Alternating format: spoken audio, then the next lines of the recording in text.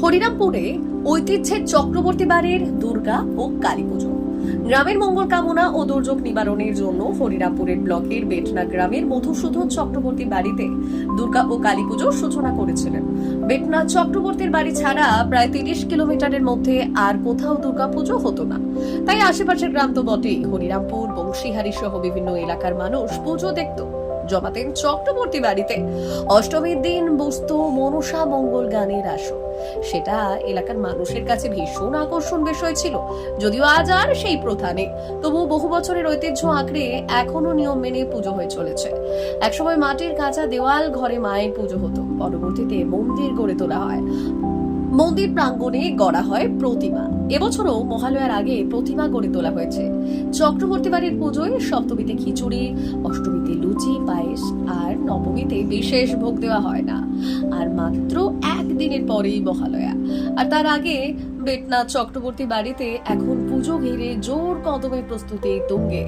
বাড়ির বউ মেয়েদের মধ্যেও সাজো সাজো রব। তবে একটা সময় পুজোর আয়োজনে যাবতীয় আয়োজনের দায়িত্বে থাকতেন বধূরা। গত কয়েক বছর ধরে সেই দায়িত্ব সামলাচ্ছেন বাইরের পুরোহিতরা। তবেও আজও চক্রবর্তী বাড়ির পুজো নিয়ম নিষ্ঠায় কোনো ভাটা পড়েনি।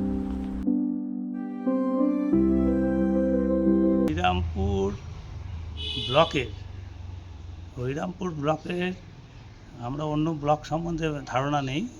হরিরামপুর ব্লকের সব থেকে প্রাচীন পুজো, এবং যখন কোনো ক্লাবও ছিল না বা কোনো মন্দির প্রতিষ্ঠান ছিল না, একমাত্র দুর্গাপূজাই ছিল এই ঠাকুরবাড়ির দুর্গাপূজা।